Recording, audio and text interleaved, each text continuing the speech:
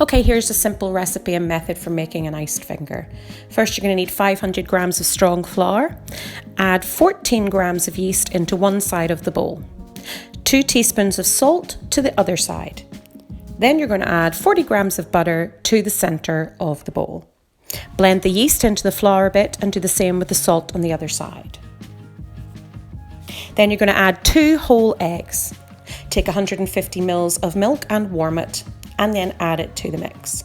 Take 140 ml of water and add most of it, although hold some back, as the consistency of the dough can be different depending on the size of eggs that you've used.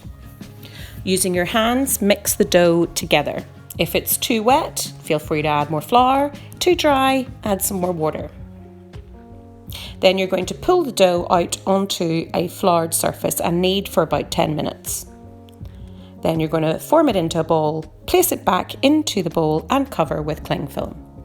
And leave it to prove or rise until it is at least doubled in size. But I usually wait until it has actually filled the entire bowl. This can take varying amounts of time depending on the warmth and how old the yeast is. Remove the cling and pull it out onto a floured surface. Knead gently to form a ball. Then cut the ball and form it into 12 small pieces.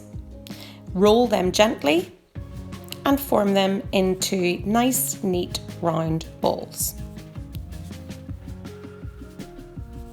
Then roll the balls into finger shapes approximately 5 inches long and place onto a non-stick tray.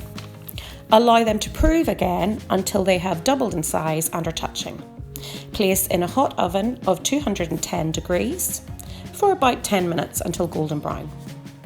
When you remove them from the oven, you can pull them apart, place onto a cooling rack and allow to rest and cool completely.